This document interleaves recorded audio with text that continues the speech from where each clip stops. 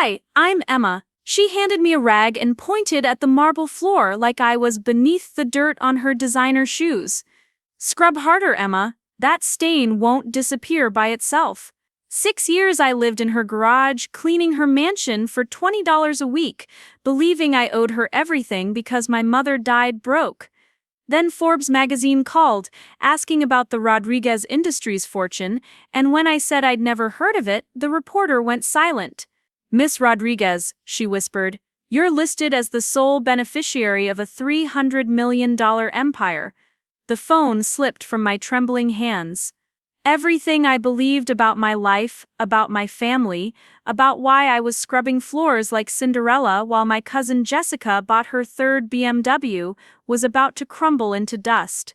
Before we jump back in, tell us where you're tuning in from, and if this story touches you, make sure you're subscribed, because tomorrow I've saved something extra special for you. The morning Patricia Martinez first looked me in the eye and lied to my face. I was 16 and still wearing my mother's perfume because it made me feel less alone. October 15th.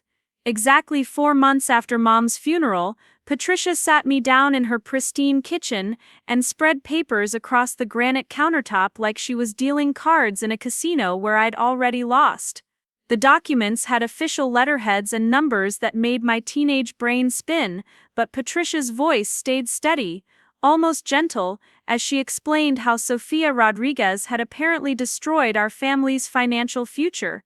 Your mother made terrible choices, honey, Patricia said, her manicured finger tracing columns of debt that supposedly bore my mother's signature. The business loans, the credit cards, the mortgage on your old house. She left you with nothing but bills. I stared at the papers, recognizing Mom's handwriting, but not understanding how a woman who clipped coupons and bought generic cereal could have racked up hundreds of thousands in debt.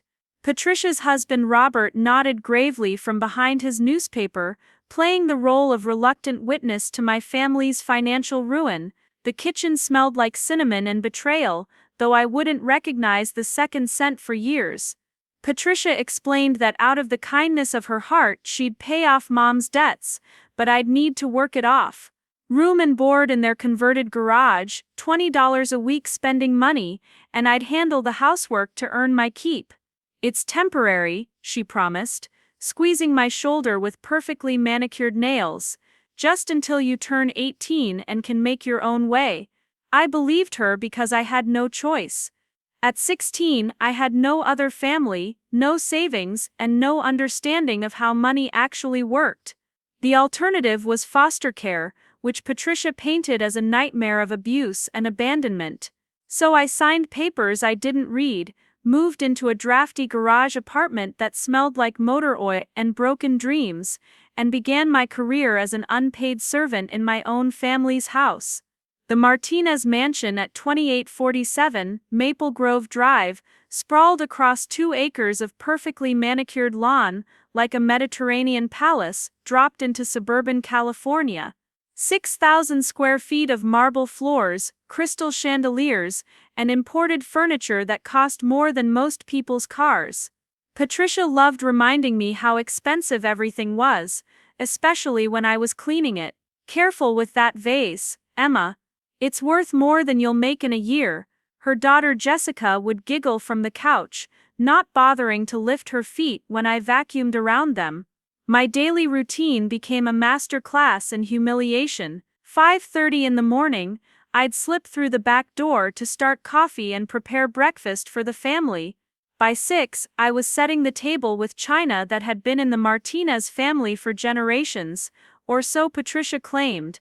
She'd inspect my work like a drill sergeant, pointing out water spots on crystal glasses or crooked napkins with the precision of someone who genuinely enjoyed finding fault. Emma, the sugar bowl goes on the left side of the cream pitcher. How many times do I have to tell you? Patricia's voice carried that special tone reserved for servants and stray dogs. Robert would grunt his approval from behind the financial section, never once acknowledging that I was a human being, rather than a piece of furniture that occasionally moved dishes around. After breakfast came the real work. Mopping 6,000 square feet of marble and hardwood floors, scrubbing 3 full bathrooms until they gleamed, dusting furniture and picture frames and decorative objects that served no purpose except to collect dirt and showcase wealth. Patricia had a system for everything, a specific order and method that had to be followed exactly. The living room first, then the dining room, then the kitchen, then the bedrooms, then the bathrooms. Any deviation resulted in a lecture about discipline and proper work ethic. "Your mother never taught you to be thorough," Patricia would say, running a white glove along surfaces I'd already cleaned twice. That's probably why she failed at everything else too.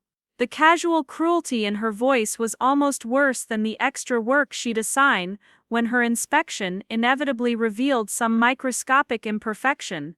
My living space was a converted garage that stayed freezing in winter and suffocating in summer. A twin bed with sheets that had seen better decades, a small desk where I did homework by lamplight, and a mini fridge that hummed like a dying animal. The bathroom was technically mine, but I had to access it through the main house, which meant every late-night trip became an opportunity for Patricia to remind me of my place in her hierarchy. "Emma, you left the bathroom light on again. Electricity costs money, and money is something our family doesn't have thanks to your mother's poor decisions." She'd stand in her silk pajamas and cashmere robe, arms crossed, while I apologized for existing and promised to be more careful. School became my only escape, though even there Patricia managed to control my experience. Riverside Preparatory Academy was where the children of wealthy families received their education, and Patricia made sure everyone knew I was there on charity. The registration forms listed me as a dependent ward, not a family member. My address was the garage apartment, not the mansion. When other students talked about their families' vacation homes or new cars, I learned to stay silent and focus on my textbook. Jessica Martinez made sure I never forgot my place. She was a year younger but acted like she owned the world, which in many ways she did. When classmates asked if we were related, Jessica would smile sweetly and explain that I was more like live-in help. Emma's family had some financial troubles, so we took her in. She helps around the house to earn her keep. The words weren't technically lies, but the way she said them made it clear I was charity case, not family. During lunch periods, I'd sit alone in the library, partially because I couldn't afford cafeteria food, and partially because I needed to use the computers for homework. My garage apartment didn't have internet, and Patricia claimed the family couldn't afford to extend their wireless network. I'd watch other students through the windows, laughing and eating and living the carefree teenage life that seemed as foreign to me as space travel. The guidance counselor, Miss Rebecca Foster, occasionally asked how I was adjusting to living with the Martinez family. I'd give her the standard response Patricia had coached me to deliver. "They've been so generous. I'm very grateful for."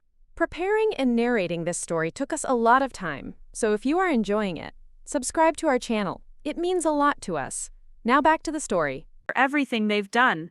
Miss Foster's eyes would narrow slightly, like she sensed something beneath the surface, but she never pushed harder. Maybe she couldn't, or maybe she didn't want to complicate her relationship with one of the school's most prominent donor families. College applications became another source of stress and manipulation. Patricia sat me down during my junior year to explain the financial realities of higher education. "Emma, we've done so much for you already. College is expensive, and with your mother's debts still hanging over us, I just don't see how we can manage tuition costs."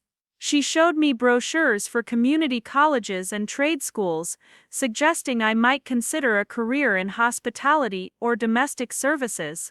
"You're already so good at housework," she said with a smile that didn't reach her eyes. "Why not turn it into a profession?" Robert nodded approvingly, mentioning how there was always demand for reliable cleaning services. They painted a future where I'd continue living in their garage, working for other wealthy families during the day and maintaining their home in the evenings. A lifetime of servitude dressed up as career advice. The idea of leaving, of finding some other path, felt impossible. Patricia had spent years convincing me that I owed them everything, that my mother's mistakes had created a debt I could never fully repay. She'd calculated the exact cost of my room and board, my food, my school supplies, even the utilities I used in the garage apartment. According to her mathematics, I'd need to work for them for at least another decade to break even. "I'm not trying to be harsh, Emma," she'd say during these financial discussions. "I'm trying to be realistic. This is what happens when parents don't plan properly for their children's futures." The implication was always clear: my mother had failed me, and Patricia was graciously cleaning up the mess. My 18th birthday passed without celebration. Patricia gave me a card with $25 inside instead of my usual $20, calling it a birthday bonus. Jessica got a brand new convertible for her 17th birthday 2 months later, but Patricia explained that was different because Jessica was a real family member, not a dependent. The distinction stung, but I'd learned to swallow these small cruelties along with everything else. Sleep became my only refuge, though even that was complicated. The garage apartment's thin walls meant I could hear everything happening in the main house. Family dinners where they discussed vacation plans and investment opportunities, late-night phone calls where Robert talked about business deals and profit margins. Conversations about Jessica's college plans, which included prestigious universities and unlimited spending accounts. Sometimes I'd lie awake wondering what my life would have been like if Mom hadn't died, or if she hadn't apparently made such terrible financial decisions. I'd remember our small house on Oak Street, with its worn furniture and leaky faucets, but also with laughter and warmth, and the feeling that I mattered to someone. Patricia's mansion had everything except that sense of belonging, that feeling of being wanted rather than merely tolerated. The work got harder as I got older, not easier. Patricia raised her standards and increased my responsibilities, claiming I needed to earn my keep as an adult, rather than a child. Laundry for a family of 4, including delicate items that required hand-washing and special care. Meal preparation, which meant grocery shopping with Patricia's specific lists and cooking dinner 3 nights a week. Garden maintenance, pool cleaning and car washing for 3 luxury vehicles that I wasn't allowed to drive. "Emma, the baseboards in the guest bathroom have dust on them. When was the last time you cleaned those properly?" Patricia's inspections became daily ordeals, white-glove tests that always revealed some failure on my part. I'd scrub the same surfaces over and over, trying to meet standards that seemed to shift based on her mood rather than any objective measure of cleanliness. By my 20th birthday, the routine had become my entire world. Wake up before dawn, work until after sunset, collapse into bed exhausted, and repeat. I had no friends, no social life, no prospects beyond continuing to serve a family that treated me like furniture with feelings. The $20 a week Patricia gave me was barely enough for basic necessities, and she monitored my spending to make sure I wasn't being frivolous with money. "Emma, did you really need to buy name-brand shampoo? The store brand works just as well, and costs half as much." She'd hold up my receipts like evidence of moral failure, shaking her head at my apparent inability to manage money responsibly.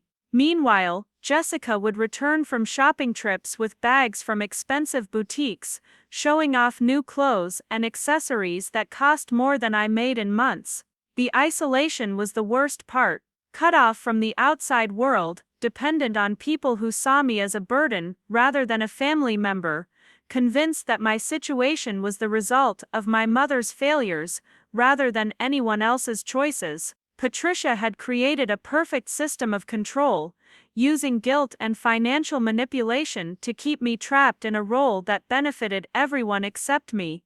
I started having dreams about my mother during this period, not the painful memories of her illness and death, but older recollections of her laugh, her hugs, the way she'd sing while cooking dinner in our tiny kitchen. In these dreams, she'd tell me stories about her childhood, about growing up in a family that valued hard work and education and taking care of each other. She'd talk about her father, Carlos Rodriguez, who'd built something important from nothing. When I'd wake up from these dreams, the garage apartment felt even smaller and colder than usual. I'd try to remember more details about my grandfather, about our family's history, but the memories were vague and fragmentary. Patricia never talked about the Rodriguez side of the family, claiming it was too painful to revisit the past. Your mother's family had their own problems, Emma.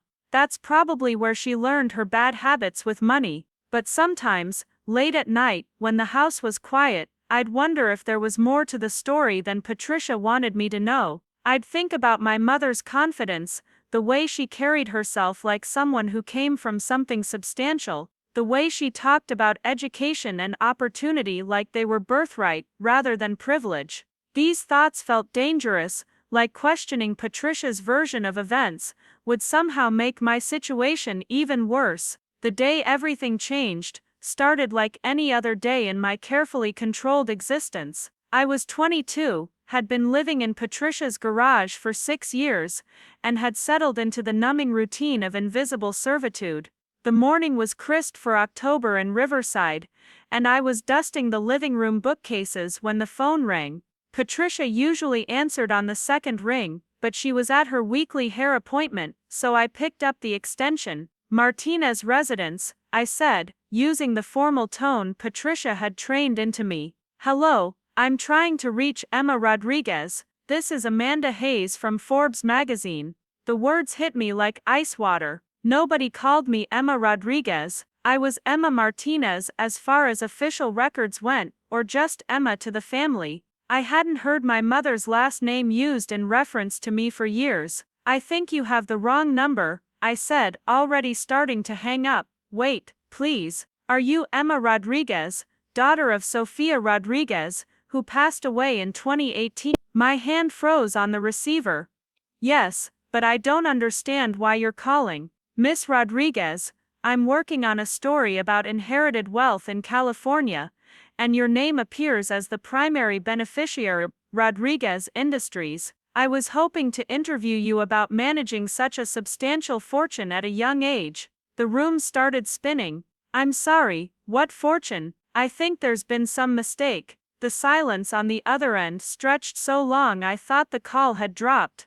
Then Amanda Hayes spoke again, her voice careful and confused. Miss Rodriguez, according to the documentation I have, you inherited sole control of Rodriguez Industries upon your 21st birthday. The estate is valued at approximately $300 million. The phone slipped from my numb fingers and clattered onto the hardwood floor. $300 million. The words echoed in my head, like a song played in the wrong key, beautiful but impossible to believe. I stood in Patricia's spotless living room, surrounded by luxury I'd been cleaning for 6 years, and tried to process what Amanda Hayes had just told me. Rodriguez Industries, my mother's maiden name attached to an empire I'd never heard of. I picked up the phone with shaking hands and pressed it back to my ear, but the line had gone dead. The reporter's number showed on the caller ID, and I stared at those 10 digits like they might rearrange themselves into something that made sense.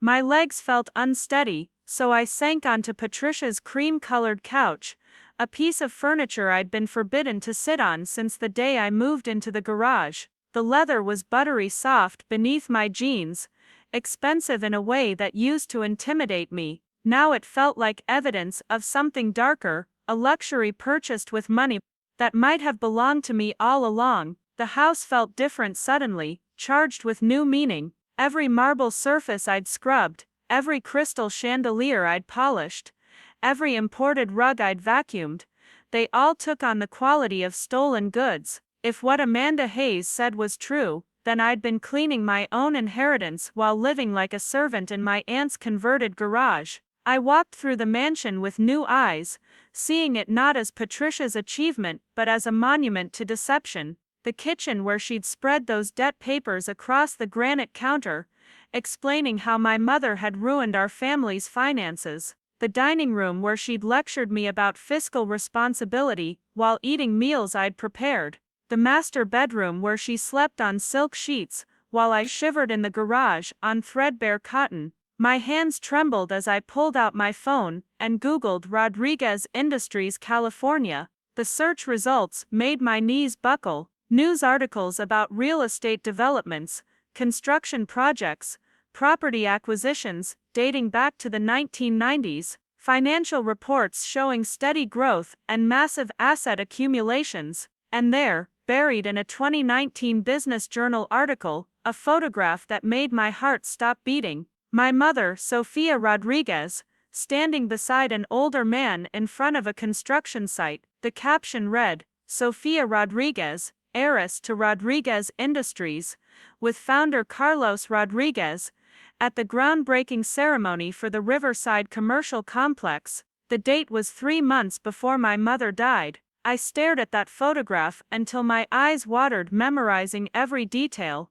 My mother looked confident, professional, wearing a hard hat and a smile I remembered from childhood. She looked like someone who belonged in boardrooms and business meetings, not like someone drowning in debt and poor decisions. The man beside her, my grandfather Carlos, had my mother's eyes and my nose. He looked proud, successful, like someone who had built something substantial to pass down to his family. The article continued with details that contradicted everything Patricia had told me. Rodriguez Industries had been thriving when my mother died, with projects planned years into the future. There was no mention of debt or financial troubles. Instead, the piece described a family business transitioning to the next generation, with Sofia Rodriguez preparing to take full control when her father retired. I clicked through more search results, finding corporate filings, property records, tax documents that painted a picture completely opposite to Patricia's version of my family history.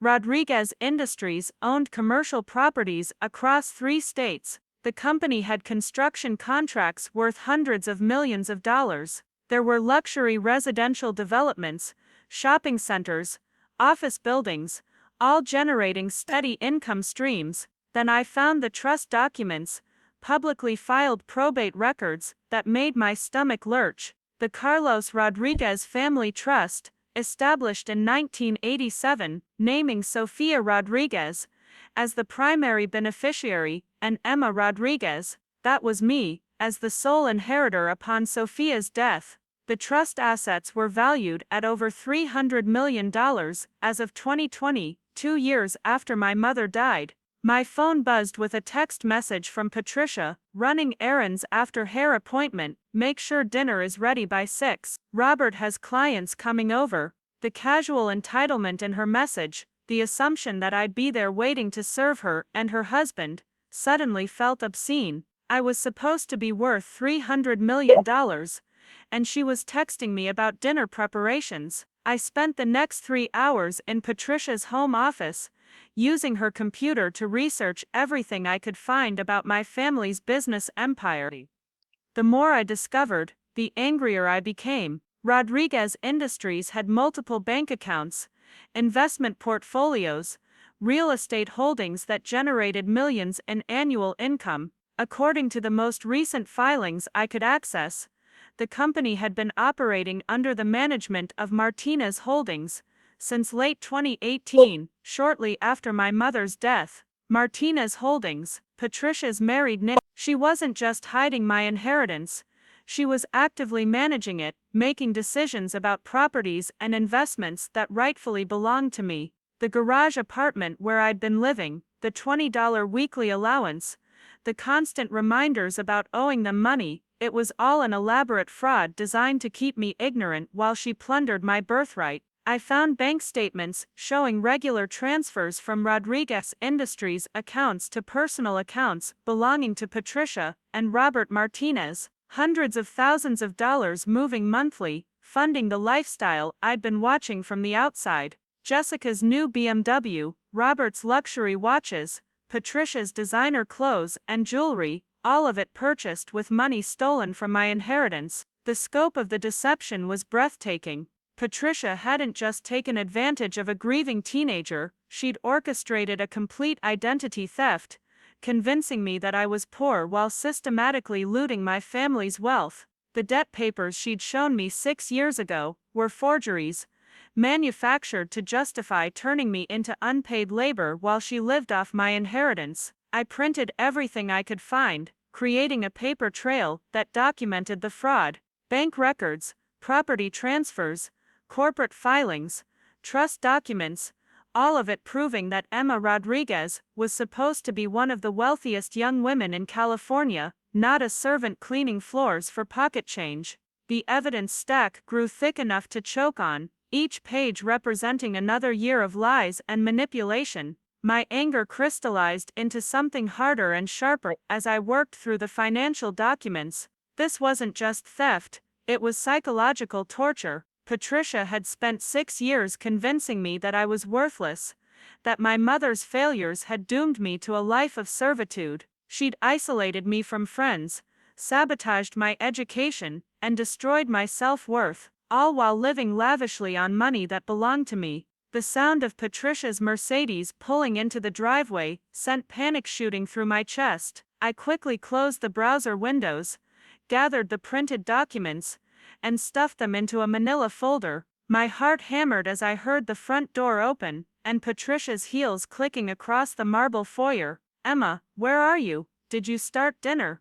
Her voice carried that familiar tone of irritation, the assumption that I'd somehow failed to meet her expectations, even though she'd given me impossible deadlines. I walked into the kitchen on unsteady legs, the folder of evidence clutched against my chest like armor. Patricia stood by the granite counter, sorting through shopping bags filled with expensive cosmetics and designer accessories. She looked exactly the same as always, perfectly groomed and completely confident in her authority over my life. "There you are. I hope you've been productive today instead of lazing around. Robert's business associates are very important clients, and I need this dinner to be perfect." She pulled items from the bags without looking at me: diamond bracelets and silk scarves that probably cost more than I'd earned in the past year. I opened my mouth to confront her about the phone call, about Rodriguez Industries, about the $300 million she'd stolen from me, but the words wouldn't come. 6 years of psychological conditioning don't disappear in a single afternoon, even when faced with undeniable proof of betrayal. I stood there like a frightened child, watching my aunt arrange luxury items purchased with my own money. "Well, are you going to start cooking, or just stand there staring at me?" Patricia's voice sharpened with impatience. "The salmon needs to be seasoned and ready for the oven by 5:30, and I want the good china set out in the dining room. These people judge everything, and I won't have them thinking we don't know how to entertain properly." The irony was almost laughable. Patricia worried about impressing her guests, while the person serving them dinner was worth more than everyone at the table combined. I nodded mutely and moved toward the refrigerator, my mind racing with questions and plans, and a growing sense of rage that threatened to explode. "Oh, and Emma," Patricia called after me, her voice casual and cruel in the way I'd learned to dread. "I got a strange phone call earlier from someone claiming to be a reporter. Apparently, they'd gotten confused and thought you might be connected to some business or other. I straightened them out, of course, explained that you're just our live-in help, but it made me realize we should probably be more careful about how we present your situation to outsiders." The folder in my hands felt like it was burning my fingers. She knew about the Forbes call, she'd intercepted Amanda Hayes somehow, fed her lies about my identity and status. The calculated cruelty of it took my breath away. Not only had Patricia stolen my inheritance, but she was actively working to maintain the deception, making sure no one could connect me to the Rodriguez family fortune. "I don't want any misunderstandings," Patricia continued, examining her reflection in the polished surface of the refrigerator. "You're here out of charity, because your mother left you with nothing but debts. I think it's important that everyone understands that clearly, don't you?" I managed to nod, though my throat felt like it was closing. Patricia smiled with satisfaction and clicked away toward her bedroom, leaving me alone in the kitchen with evidence of her crimes, and no idea how to use it. The salmon sat in the refrigerator, waiting to be prepared for people who would never know they were eating dinner, served by a multi-millionaire who'd been reduced to slavery by her own family. That evening passed in a haze of barely controlled fury. I served Patricia's dinner party, playing the role of invisible servant, while listening to Robert and his business associates discuss real estate investments and market opportunities. They talked about Rodriguez Industries at one point, praising the company's recent performance and speculating about future growth potential. Robert nodded along knowledgeably, accepting compliments for management decisions that were being made with my stolen inheritance. The Martinez Group has really transformed Rodriguez Industries, one guest said, raising his wineglass in a toast. Taking over after the founder's daughter passed away, turning a family business into a real powerhouse. That's the kind of strategic thinking that builds generational wealth. I nearly dropped the dessert plates I was carrying. The Martinez Group was Robert's consulting firm, the business entity he used to manage other people's investments. He'd apparently branded his theft of my inheritance as a professional achievement, something to brag about at dinner parties. The audacity was stunning, even by Patricia's standards. Later that night, after the guests left and the Martinez family retreated to their comfortable bedrooms, I sat in my garage apartment staring at the evidence folder. The documents proved everything, but I had no idea what to do with them. I was 22 years old, had no legal experience, and didn't even know if I could afford a lawyer. Patricia controlled every aspect of my life, from my living situation to my identification documents to my access to transportation. I thought about Amanda Hayes, the Forbes reporter who'd called that morning. She'd sounded genuinely confused when I claimed not to know about my inheritance, like she couldn't understand how someone could be unaware of their own fortune. Maybe she was still investigating, maybe she'd be willing to listen if I could find a way to contact her again. The next morning, I waited until Patricia left for her weekly Pilates class before calling the Forbes magazine main number. It took 3 transfers and 20 minutes of explaining before I was connected to Amanda Hayes' voicemail. My message was short and desperate. This is Emma Rodriguez. You called yesterday about Rodriguez Industries. I think my aunt has been lying to both of us. Please call me back at this number, but only between 9 and 11 a.m. when she's not home. Amanda called back 30 minutes later, her voice sharp with professional interest. Miss Rodriguez, I spoke with your guardian yesterday. Patricia Martinez explained that you're a ward of the family, that your mother died in debt and left you with nothing. But the documentation I have tells a very different story. My aunt isn't my guardian, I said, my voice barely above a whisper. She's been stealing from me for 6 years. I just found out yesterday that my family owns Rodriguez Industries. I've been living in her garage, working as her maid, while she spends my inheritance. The silence stretched long enough that I worried the call had dropped. Then Amanda's voice came back, careful and measured. Miss Rodriguez, if what you're telling me is true, this would be one of the largest inheritance fraud cases in California history. Are you prepared to go on record with these allegations? My hands were shaking so hard I could barely hold the phone. I have documents, bank records, trust papers, property transfers, everything that proves she's been stealing from me, but I don't know what to do with them. I don't have money for a lawyer, and she controls everything in my life. Miss Rodriguez, I think you need more than a journalist. You need legal representation, and you need it immediately. Let me make some calls and get back to you. In the meantime, don't let your aunt know that you're aware of the situation. If she realizes you've discovered the truth, she might take steps to cover her tracks or make your situation more difficult. After Amanda hung up, I sat in the garage apartment feeling like I was balanced on the edge of a cliff. Behind me lay 6 years of servitude and psychological abuse. Ahead lay the terrifying prospect of fighting for my birthright against people who'd proven they'd stop at nothing to keep control of my fortune. I had evidence, but Patricia had experience, connections, and $300 million worth of motivation to destroy me. The sound of Patricia's Mercedes returning earlier than expected sent me scrambling to hide the documents and assume my normal routine. I was dusting the living room when she walked in, her face tight with an expression I'd never seen before. She moved through the house like a predator tracking prey, checking rooms and corners as if looking for something specific. "Emma, were you in my office yesterday?" Her voice carried a dangerous edge that made my stomach clench with fear. "I cleaned it like always," I said, not technically lying but not volunteering information either. "The computer was warm when I checked it this morning." The browser history showed some unusual activity. Patricia stepped closer, invading my personal space in a way that felt deliberately intimidating. "I hope you're not developing bad habits, Emma. Curiosity about things that don't concern you can lead to serious problems." The threat was clear even though she'd wrapped it in concern.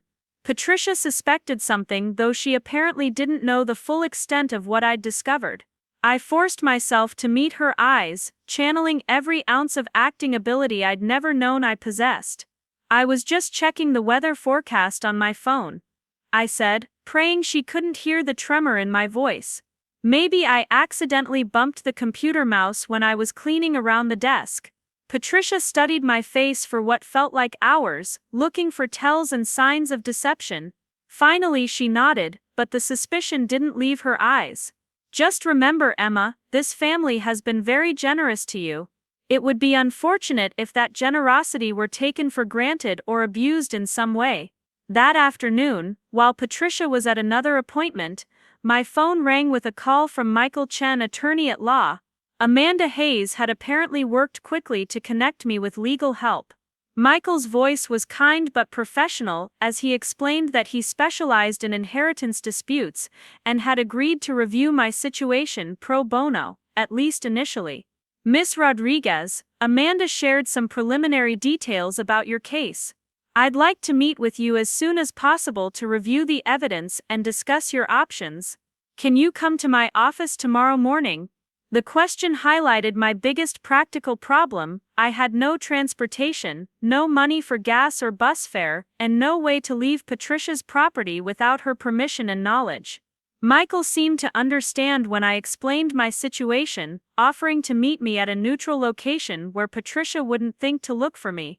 "There's a public library about 2 miles from your address. Can you walk there tomorrow around 10 a.m.? I'll bring copies of the trust documents and other legal papers that should rightfully belong to you." That night, I lay awake in the garage apartment planning my escape route to the library. Patricia usually ran errands on Wednesday mornings, giving me a window of opportunity if I could time everything perfectly. The 2-mile walk would take about 40 minutes each way, meaning I'd need almost 3 hours total to meet with Michael and return before Patricia noticed my absence. I'd spent 6 years as Patricia's prisoner, convinced that I owed her everything and deserved nothing. Tomorrow would be the first step toward reclaiming not just my inheritance, but my identity as Emma Rodriguez, heir to a $300 million empire and rightful owner of everything Patricia had stolen from me. The manila folder of evidence sat hidden under my mattress, waiting for its day in court. Tomorrow, I would finally start fighting back against the woman who'd convinced a grieving 16-year-old that she was worthless, while systematically destroying her birthright. Tomorrow, the real battle would begin. The Riverside Public Library smelled like old books and new beginnings when I pushed through the glass doors at exactly 10 o'clock Wednesday morning. My heart hammered against my ribs as I scanned the reading area, looking for someone who might be Michael Chen. I'd never met a lawyer before, had no idea what to expect from someone willing to take on a $300 million fraud case for a girl who couldn't even afford bus fare. He was younger than I'd imagined, maybe 35, sitting at a corner table with 2 large manila envelopes spread in front of him. When I approached hesitantly, he looked up with kind eyes behind wire-rimmed glasses and extended his hand with a firm handshake that somehow managed to be both professional and reassuring. "Emma Rodriguez, I presume. Thank you for meeting me here. I know this situation must be overwhelming for you." His voice carried the same warmth I'd heard on the phone, but up close I could see the sharp intelligence behind his gentle demeanor. This was someone who made his living fighting legal battles, and he looked ready for war. Michael had brought copies of documents I'd never seen before, papers that painted a picture of my family's wealth that was even more staggering than what I'd discovered on Patricia's computer. The original trust documents showed my grandfather Carlos Rodriguez starting with a small construction company in 1985 and building it into a real estate empire worth over $400 million by the time of his death in 2017. Your grandfather was remarkably successful, Michael said, spreading out corporate filings and property deeds across the library table. Rodriguez Industries owns commercial properties in 6 states, residential developments throughout Southern California, and has ongoing construction contracts worth hundreds of millions of dollars. When your mother inherited the business, she was one of the wealthiest women in the region. The photographs in the business journals showed my mother in boardrooms and construction sites, clearly comfortable in her role as a corporate executive. She wore expensive suits and confident smiles, looking nothing like the financially irresponsible woman Patricia had described. In one photo, she was signing a contract for a $40 million shopping center development. In another, she was breaking ground on luxury condominiums that were now generating millions in annual rental income. According to these records, your mother was actively managing Rodriguez Industries right up until her final illness, Michael continued, pointing to meeting minutes and financial reports dated just weeks before her death. There's no indication of any financial troubles or poor business decisions. In fact, the company was experiencing record growth during her tenure as president. Michael pulled out a thick folder labeled Estate Settlement Documentation, and my stomach clenched as he opened it. Inside were legal papers I'd never been shown, documents that should have been explained to me as the primary beneficiary of my mother's estate. The will was clear and unambiguous. Sofia Rodriguez left everything to her daughter Emma, with Patricia Martinez named as temporary guardian only until Emma reached the age of 18. This is where things get interesting, Michael said, his voice taking on a harder edge. Your aunt was supposed to manage your inheritance for 2 years, then transfer everything to you when you became an adult. Instead, she's been systematically looting the estate while convincing you that you owe her money. The bank records Michael showed me documented a financial crime that took my breath away. Within 6 months of my mother's death, Patricia had transferred millions of dollars from Rodriguez Industries accounts into personal investment funds controlled by Martinez Holdings. She'd sold properties worth tens of millions, pocketing the proceeds while filing paperwork claiming the sales were necessary to pay debts that didn't exist. She forged your signature on dozens of documents, Michael explained, showing me transfer papers and loan agreements bearing a signature that looked like mine but felt wrong somehow. Legally, she committed identity theft, embezzlement, and fraud on a scale that could result in decades in prison if we can prove our case in court. The evidence was overwhelming, but Michael's expression grew serious as he explained the challenges we'd face in court. Patricia had been careful to create a paper trail that supported her version of events, filing false debt claims and forged financial statements that painted my mother as a failed businesswoman. She'd bribed or misled accountants, lawyers, and bank officials to create the appearance of legitimate estate management. Your aunt isn't just a thief, Michael said bluntly, she's a sophisticated financial criminal who's been planning this fraud for years. She knew exactly how much your inheritance was worth, and she's been systematically stealing it while psychologically manipulating you to prevent discovery. The scope of Patricia's deception was breathtaking. She'd created false companies to justify moving money out of Rodriguez Industries accounts. She'd manufactured fake creditors who claimed my mother owed them millions of dollars. She'd even bribed officials at the probate court to seal certain documents that would have revealed the true size of my inheritance. The good news is that financial crimes leave paper trails, Michael continued, organizing the evidence into neat stacks. Every fraudulent transaction, every forged signature, every false filing creates evidence we can use against her. The bad news is that your aunt has had 6 years to cover her tracks and establish legal justifications for her actions. Michael explained that our first step would be filing an emergency petition with the court to freeze all assets related to Rodriguez Industries and my mother's estate. We needed to prevent Patricia from moving more money offshore or selling additional properties before we could establish my legal claim to the inheritance. "This is going to be a war, Emma," Michael said, meeting my eyes with an intensity that made my pulse quicken. "Your aunt has $300 million worth of motivation to destroy you rather than give up what she's stolen. She's going to claim you're mentally unstable, that you're making up stories, that you're an ungrateful ward trying to bite the hand that feeds you."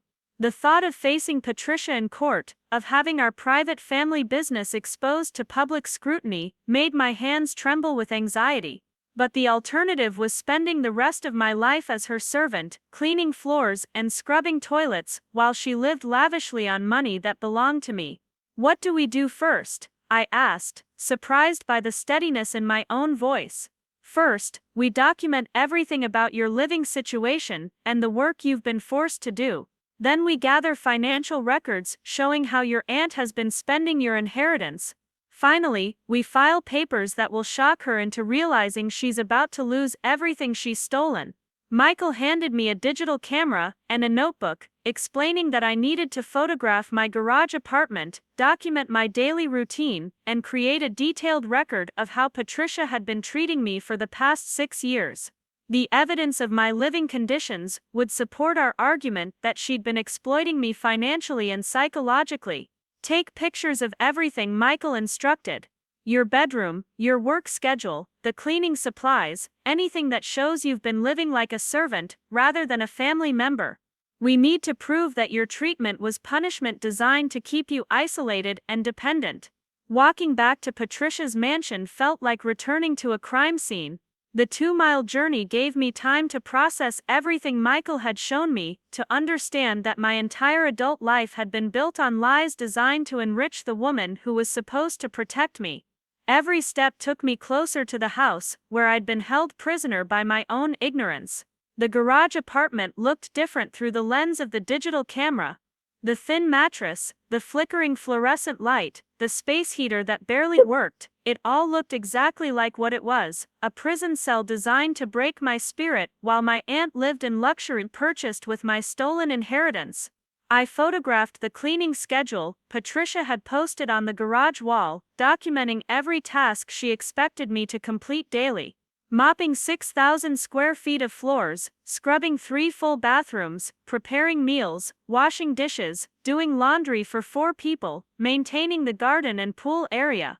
The list was endless, and beside it was the payment schedule showing my $20 weekly allowance. The contrast was obscene. According to Michael's calculations, Rodriguez Industries generated approximately $2 million in monthly income from rent, construction contracts, and investment returns. Patricia had been paying me roughly $1,000 per year, while pocketing $24 million annually from my inheritance. My phone buzzed with a text from Patricia: "Home in an hour, make sure lunch is ready, and the silver is polished for tonight's dinner party." The casual entitlement in her message, the assumption that I'd be waiting to serve her like always, felt like a slap across the face.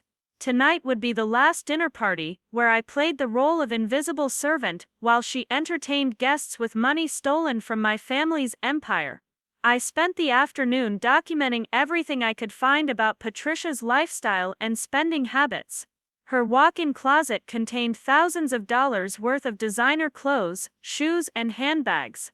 The jewelry box on her vanity held diamond necklaces and emerald earrings worth more than most people's houses.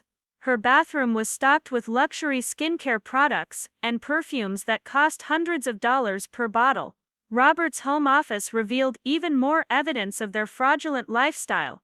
Investment statements showing millions of dollars in personal accounts, property deeds for vacation homes in Aspen and Hawaii, receipts for luxury cars and boats purchased with funds transferred from Rodriguez Industries. They'd been living like royalty while convincing me I was a pauper dependent on their charity. The dinner party that evening became a surreal performance, where I served food to people discussing investments and business deals funded by my stolen inheritance. Patricia held court at the head of the table, accepting compliments for her financial acumen, while I refilled wine glasses and cleared plates like a ghost haunting my own fortune. Patricia has such a talent for wealth management, one guest commented, raising his glass in another toast to her success. Taking over Rodriguez Industries after the family tragedy, turning it into such a profitable enterprise. That takes real vision and skill. I nearly dropped the dessert tray I was carrying. Patricia smiled graciously and accepted the praise, never once acknowledging that the family tragedy had been the death of my mother, her sister, and that the profitable enterprise had been built by my grandfather and managed successfully by my mother for years before Patricia took control. Sometimes you have to make difficult decisions for the greater good, Patricia replied, her voice heavy with false modesty. The Rodriguez family had some challenging financial situations after Sofia passed away, but we've been able to stabilize things and create sustainable growth. The lie was so smooth, so practiced, that I wondered how many times she'd told this same story to justify her theft. In Patricia's version of events, she was the hero who'd rescued Rodriguez Industries from my mother's failures, rather than the criminal who'd embezzled hundreds of millions while psychologically torturing the rightful heir. After the guests left, I helped clean up the dinner dishes, while Patricia and Robert retreated to the living room to discuss business. Their conversation drifted through the house as I worked, and I found myself listening with new understanding as they talked about upcoming property sales and investment strategies. The Riverside development should close next month, Robert was saying. That's another $12 million we can move into the offshore accounts before anyone thinks to ask questions. Good, Patricia replied. We need to accelerate the timeline. I'm getting paranoid about that Forbes reporter who called. Emma seemed genuinely confused when I spoke to her, but we can't take any chances. My blood turned to ice as I realized they were discussing my inheritance like it was their personal piggy bank. They weren't just spending my money, they were actively planning to hide it in foreign accounts where I'd never be able to recover it, even if I proved my legal claim to the estate. Maybe it's time to consider the permanent solution we discussed, Patricia continued, her voice dropping to a whisper I had to strain to hear. If Emma had an accident, a mental health crisis, something that required long-term institutionalization, it would solve all our problems. I stood frozen in the kitchen, a dish towel clutched in my trembling hands, as my aunt discussed having me committed to a mental institution to prevent me from claiming my inheritance. The casual way she talked about destroying my life, about locking me away from the world permanently, made me understand that I wasn't just fighting for money. I was fighting for my freedom, my sanity, possibly my life. That night, I lay awake in the garage apartment, staring at the ceiling and planning my escape. Tomorrow, Michael would file our emergency petition with the court. Tomorrow, Patricia would discover that her carefully constructed fraud was about to unravel. Tomorrow, the war for my inheritance would begin in earnest. The manila folder of evidence sat beside my bed, along with the digital camera full of photographs documenting 6 years of exploitation and abuse. I had proof of Patricia's crimes, legal representation, and finally the knowledge I needed to fight back. But I also had the terrifying awareness that my aunt was planning to have me institutionalized rather than give up the fortune she'd stolen.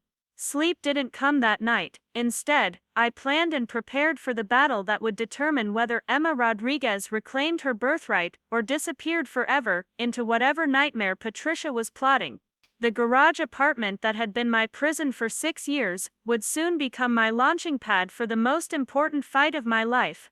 The next morning arrived with unseasonable storm clouds gathering over Riverside, as if the weather itself sensed the coming confrontation. I woke before dawn, not from my usual alarm, but from the sound of voices in the main house. Patricia and Robert were up early, their conversation urgent and worried in a way I'd never heard before. Through the thin walls of the garage apartment, I could hear them discussing something about moving up the timeline and implementing the contingency plan.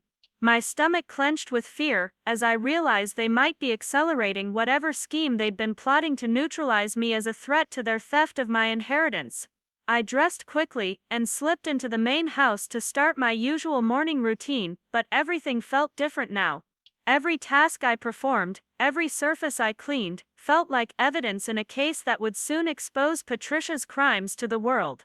The marble floors I mopped belonged to me. The crystal chandeliers I dusted had been purchased with my money. The breakfast I prepared was being served on china bought with funds stolen from my inheritance. Patricia seemed distracted during breakfast, checking her phone constantly and speaking in clipped sentences to Robert about meetings and appointments. She barely acknowledged my presence, which was unusual since she typically used breakfast as an opportunity to critique my work or assign additional tasks for the day. "I'll be out most of the morning handling some business matters," she announced, not bothering to look at me directly. "Make sure the house is spotless when I return. We might be having some important visitors later today." The ominous tone in her voice sent chills down my spine. Important visitors could mean anything from lawyers to doctors to whatever other professionals Patricia might recruit to support her plan to have me institutionalized. I nodded submissively, playing the role of obedient servant one last time, while my mind raced with contingency plans. As soon as Patricia's Mercedes disappeared down the driveway, I called Michael Chen's office. His secretary connected me immediately, and I could hear the excitement in his voice as he explained what had happened since our meeting at the library. "Emma, I've been researching your aunt's financial activities, and the scope of this fraud is even larger than we initially thought. She's not just stealing from your inheritance, she's been running Rodriguez Industries as her personal bank account for 6 years. We're talking about one of the largest embezzlement cases in California history." Michael had discovered that Patricia had created an entire network of shell companies and fraudulent businesses to justify moving money out of Rodriguez Industries' accounts. She'd invented fake contractors, non-existent creditors, and imaginary business expenses to cover her tracks while systematically looting my inheritance. "The emergency petition is ready to file," Michael continued, his voice taking on the focused intensity I'd learned to associate with his legal mind at work. "Once we submit this paperwork, the court will freeze all assets related to your mother's estate pending investigation. Your aunt won't be able to move another penny without court approval." The thought of Patricia's reaction when she discovered her financial empire had been frozen made my hands tremble with a mixture of fear and satisfaction. She'd spent 6 years believing she was untouchable, that her psychological manipulation had successfully turned me into a compliant victim who would never challenge her authority. "There's something else," Michael said, his tone growing more serious. "I've been in contact with the FBI's Financial Crimes Division. A fraud of this magnitude, involving interstate commerce and possible money laundering, falls under federal jurisdiction. They're very interested in building a case against your aunt." The idea of FBI agents investigating Patricia's crimes felt surreal, like something from a television drama rather than my actual life. But Michael explained that financial fraud on this scale typically involved federal agencies, especially when it crossed state lines or involved sophisticated schemes to hide stolen assets. "Emma, I need you to be very careful today. If your aunt suspects what we're planning, she might take drastic action to prevent you from testifying or providing evidence against her. Do you have somewhere safe you can go if you feel threatened?" I looked around the mansion where I'd been held prisoner for 6 years, realizing that I had no safe haven, no support network beyond the lawyer I'd met yesterday. Patricia controlled every aspect of my life, from my identification documents to my living situation to my access to transportation. If she decided to implement her permanent solution, I'd have no way to defend myself. "I don't have anywhere to go," I admitted, my voice barely above a whisper. "She's isolated me completely. I don't have friends, money, or any way to leave this house without her permission." Michael's response was immediate and decisive. "Pack a bag with essential items and your evidence folder. I'm sending my investigator, Sarah Thompson, to pick you up within the hour. We're going to get you somewhere safe before we file these papers and all hell breaks loose." The next 60 minutes felt like the longest of my life. I moved through the house mechanically, gathering the few possessions that actually belonged to me while trying to appear normal in case Patricia returned unexpectedly. My clothes fit in a single duffel bag, testament to how little I'd been allowed to accumulate during my years of servitude. The evidence folder had grown thick with photographs, documents, and notes detailing Patricia's crimes. Bank statements showing fraudulent transfers, property deeds bearing forged signatures, receipts for luxury purchases made with stolen funds. Every page represented another nail in the coffin of her carefully constructed deception. A black sedan pulled into the driveway exactly 1 hour after Michael's call, and I watched through the garage apartment window as a woman in her 40s climbed out. She was dressed professionally but carried herself with the confident bearing of someone comfortable with confrontation. This had to be Sarah Thompson, the private investigator Michael had mentioned. Sarah's knock on the garage door was soft but urgent. When I opened it, she flashed a badge and introduced herself quickly before scanning the interior of my living space with sharp, analytical eyes. Her expression hardened as she took in the sparse furnishings, the space heater, the single window that didn't open properly. "Jesus Christ," she muttered, pulling out her own camera to document the conditions.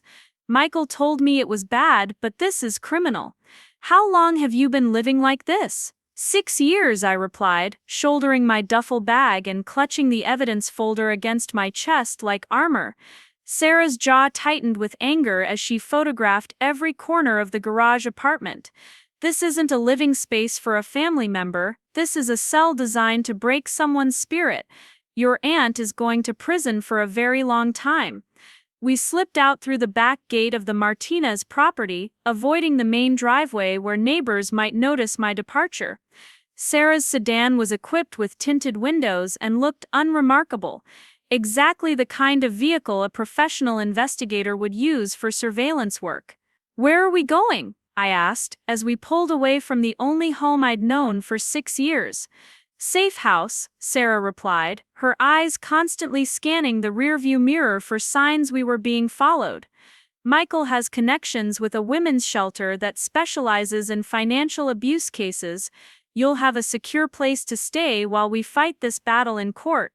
The safe house turned out to be a modest apartment complex in downtown Riverside, indistinguishable from thousands of other middle-income housing developments throughout Southern California. But inside it felt like a fortress designed to protect women who'd escaped situations like mine. The apartment assigned to me was small but clean, with working heat and air conditioning, a kitchen stocked with basic supplies, and most importantly, a door that locked from the inside with keys that belonged only to me. For the first time in 6 years, I had privacy, security, and the knowledge that no one could enter my living space without permission. Sarah helped me settle in, explaining the security procedures and emergency contacts while I tried to process the magnitude of what was happening. In the space of 3 days, I'd discovered I was worth $300 million, learned that my aunt was a sophisticated financial criminal, and escaped from 6 years of psychological imprisonment. "Michael will be here within the hour to go over our legal strategy," Sarah explained, checking the locks on the apartment door and windows. "Once we file the emergency petition this afternoon, your aunt will know that her scam has been exposed. Things are going to get very ugly very quickly."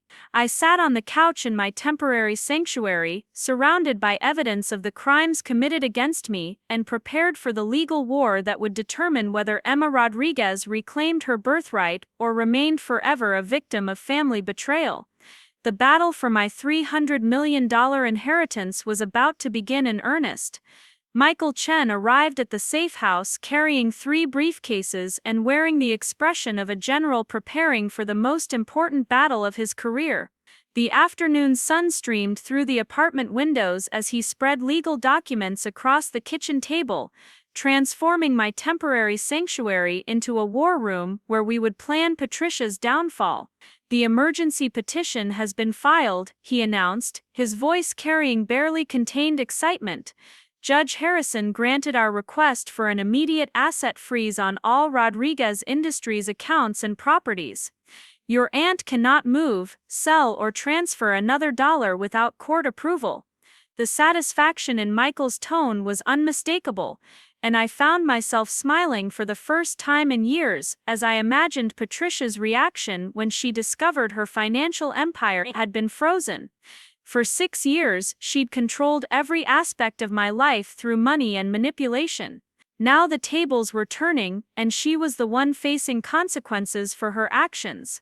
Sarah Thompson joined us 20 minutes later, carrying a laptop and a thick folder labeled Martinez Financial Crimes Investigation.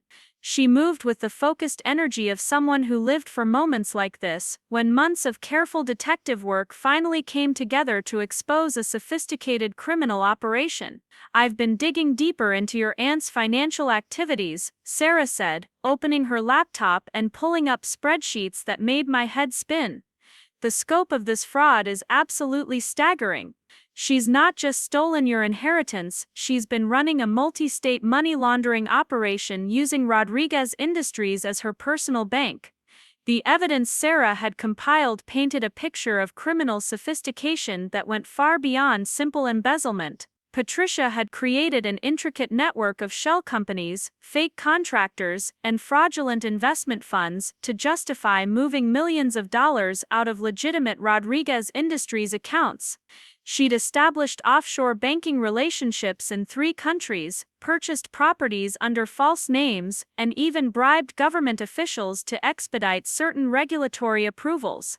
"Your aunt has been stealing from you on an industrial scale," Michael explained, pointing to bank records showing transfers of $20 to $30 million per month. "She's not just living off your inheritance, she's been using Rodriguez Industries to launder money for other criminal enterprises. We're talking about federal racketeering charges, tax evasion, wire fraud, and conspiracy." The realization that Patricia's crimes extended beyond stealing my inheritance made my stomach clench with a mixture of rage and vindication. She hadn't just destroyed my life out of greed, she'd turned my family's legitimate business into a criminal empire, while convincing me I was worthless and dependent on her charity. Michael showed me documentation proving that Rodriguez Industries should have been generating over $40 million annually in legitimate income from construction contracts, property rentals, and investment returns. Instead, Patricia had been siphoning off most of that revenue while maintaining just enough legitimate business activity to avoid suspicion from regulators, tax authorities.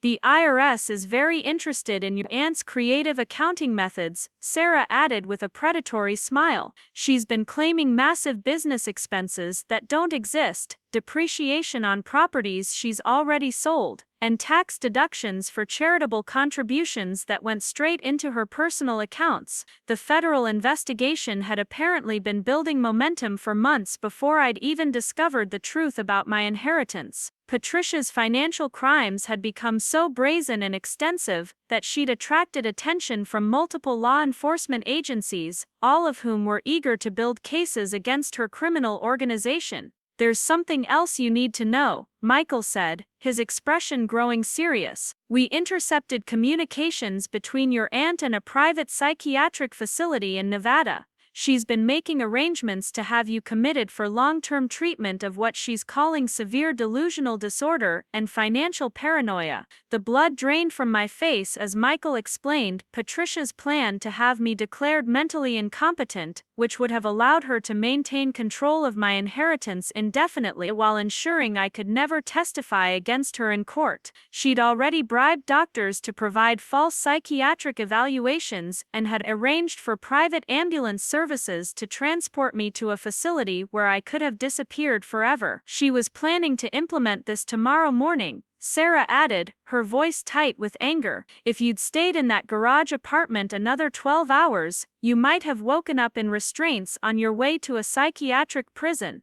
The narrow margin of my escape made my hands tremble with delayed terror. Patricia had been just hours away from destroying my life permanently, from turning me into a drugged and helpless patient whose claims about a stolen inheritance would be dismissed as mental illness. The sophistication of her evil was breathtaking. Michael's phone buzzed with an urgent call from the courthouse. Patricia had apparently arrived at the probate office with her own team of lawyers, demanding an emergency hearing to contest our asset freeze petition. She was claiming that I was mentally unstable, that my allegations were delusional fantasies, and that the court should dismiss our case as the ravings of an ungrateful ward suffering from psychological breakdown. "She's moving fast," Michael said after ending the call. "Judge Harrison has agreed to hear arguments from both sides this afternoon. Patricia is bringing 3 lawyers and 2 psychiatrists who are prepared to testify about your alleged mental health issues. The prospect of facing Patricia in court, of having our private family business exposed to public scrutiny while she tried to paint me as crazy, made my pulse race with anxiety." But Michael's confidence was reassuring as he explained our counter-strategy. "We have documented evidence of every crime she's committed, financial records that prove systematic fraud, and testimony from multiple witnesses who can verify her criminal activities. Your aunt can bring all the psychiatrists she wants, but she can't explain away bank records and forged signatures." The courthouse steps were swarmed with reporters when we for the emergency hearing. News of the Rodriguez Industries fraud case had apparently leaked to the media, and journalists were eager to cover what one called the inheritance theft of the century. Michael shielded me from cameras and questions as we pushed through the crowd toward the courtroom. Inside, Patricia sat at the defendant's table surrounded by expensive lawyers in tailored suits. She looked smaller than I remembered, less imposing without the familiar backdrop of her mansion and the psychological advantages she'd held over me for years. When our eyes met across the courtroom, her expression was cold fury mixed with desperate calculation. Judge Harrison was a stern woman in her 60s who commanded immediate respect as she called the hearing to order. She'd clearly spent the morning reviewing our evidence, and her opening remarks suggested she was not impressed by Patricia's attempts to claim mental health defenses for what appeared to be straightforward financial crimes. "This court has reviewed the emergency petition filed by Emma Rodriguez and the substantial evidence supporting allegations of inheritance fraud, embezzlement, and criminal conspiracy," Judge Harrison began, her voice carrying the authority of someone who'd spent decades sorting truth from lies in complex legal cases. Patricia's lead attorney, a slick corporate lawyer named Davidson, immediately launched into an aggressive defense that painted me as a mentally unstable young woman with delusions of wealth and persecution fantasies about my generous aunt. He presented psychiatric reports, claiming I suffered from severe depression, paranoid ideation, and a disconnection from reality that made my testimony unreliable. "Your Honor, Miss Rodriguez has been cared for by the Martinez family since her mother's tragic death 6 years ago," Davidson argued with practiced sincerity. "They provided her with housing, food, education, and medical care despite having no legal obligation to do so. These wild allegations about stolen inheritances and criminal conspiracies are clearly the product of mental illness rather than factual reality." Michael's response was swift and devastating. He presented bank records showing millions of dollars in fraudulent transfers, property deeds bearing forged signatures, and tax documents proving that Patricia had been systematically looting Rodriguez Industries while claiming the company was financially troubled. "Your Honor, the evidence speaks for itself," Michael said, his voice steady and professional as he displayed financial documents on the courtroom's projection screen. "Mrs. Martinez has stolen over $200 million from her niece's inheritance while psychologically manipulating the victim to prevent discovery of her crimes." The presentation of evidence was methodical and overwhelming. Michael showed the court original trust documents proving I was the sole beneficiary of my grandfather's estate, then contrasted those with forged papers Patricia had used to justify her theft. He displayed photographs of my garage apartment living conditions, alongside images of the luxury lifestyle Patricia had funded with stolen money. Sarah Thompson testified about her investigation into Patricia's criminal network, explaining how the fraud extended far beyond simple embezzlement into sophisticated money laundering and racketeering.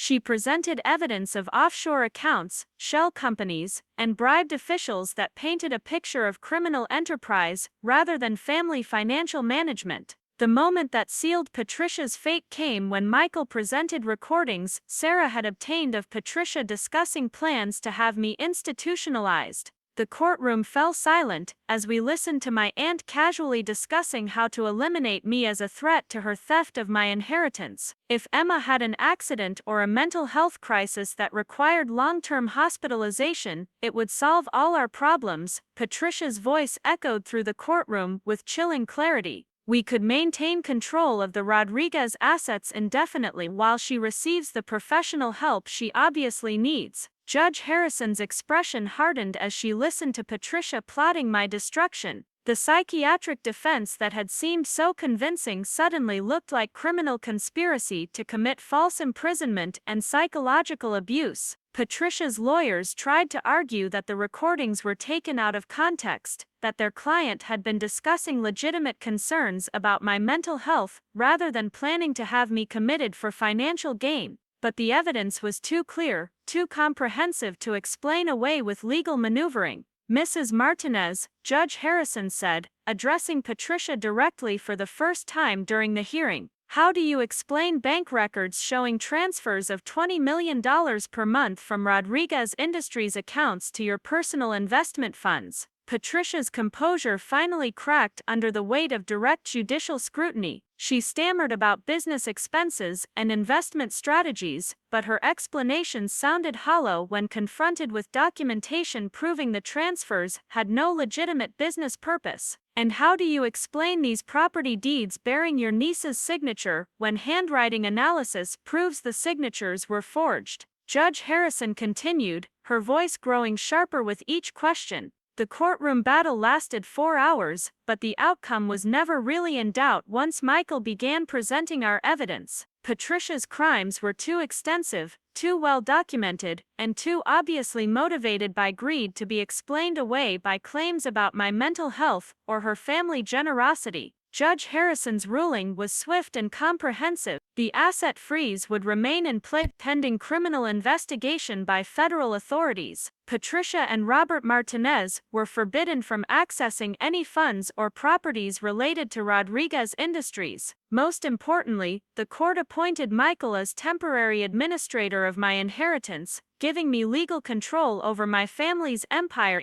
For the first time in my adult life, Miss Rodriguez, Judge Harrison said, addressing me directly as Patricia sat in stunned silence at the defendant's table, this court finds that you are the rightful heir to the Rodriguez family estate, and that you have been the victim of systematic financial fraud and psychological abuse. You will have full access to your inheritance and all associated business interests, effective immediately. The words felt surreal, like something from a movie rather than my actual life. After 6 years of being told I was worthless, that I owed my aunt everything, I was suddenly the legal owner of a $300 million business empire. The garage apartment servant had become one of the wealthiest young women in California in the space of a single court hearing. As we left the courthouse, reporters shouted questions about the case and my plans for Rodriguez Industries. Michael shielded me from the media attention while explaining that federal agents would be arresting Patricia and Robert within hours on charges that could result in decades in prison. The safe house apartment felt different when I returned that evening, not like a temporary refuge, but like the first step toward reclaiming my life and identity. I had legal control of my inheritance, professional support from Michael and Sarah, and most importantly, the knowledge that Patricia's power over me had been permanently destroyed.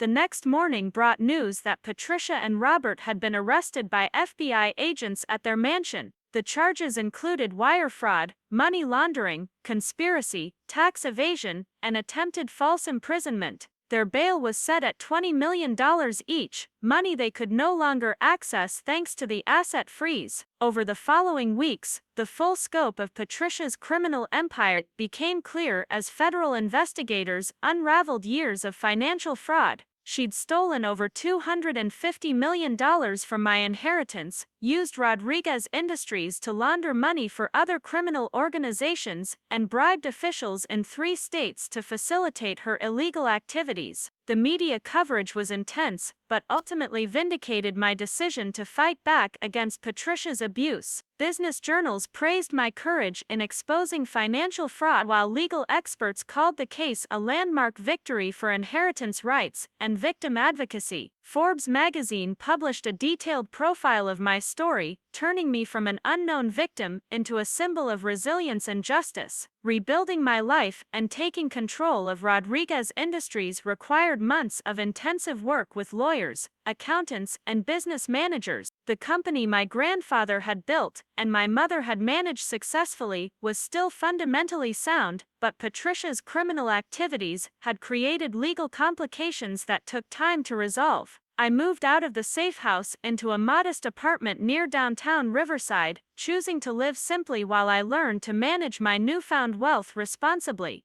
The contrast with Patricia's lavish lifestyle was intentional. I wanted to honor my grandfather's values of hard work and community service rather than the ostentatious consumption that had characterized my aunt's theft of my inheritance. The criminal trial began 8 months after Patricia's arrest, and her conviction was swift and decisive. The evidence of her crimes was overwhelming, and her attempts to claim she'd been protecting me from my own mental instability rang hollow when confronted with recordings of her planning my institutionalization. Patricia was sentenced to 25 years in federal prison for financial fraud, money laundering, and conspiracy. Robert received 15 years for his role in the criminal enterprise. Their appeals were denied, and they began serving their sentences at different federal facilities, their luxury lifestyle replaced by prison uniforms and shared cells. Jessica Martinez, who had been a willing participant in spending my stolen inheritance, was charged as a juvenile accomplice, but received probation in exchange for cooperating with investigators. She testified about her mother's criminal activities and provided additional evidence that helped prosecutors build cases against other members of the money laundering network. The recovery of stolen assets took nearly 2 years, but federal investigators eventually traced and seized most of the money Patricia had hidden in offshore accounts and fraudulent investments. The final accounting showed that Rodriguez Industries was worth over $400 million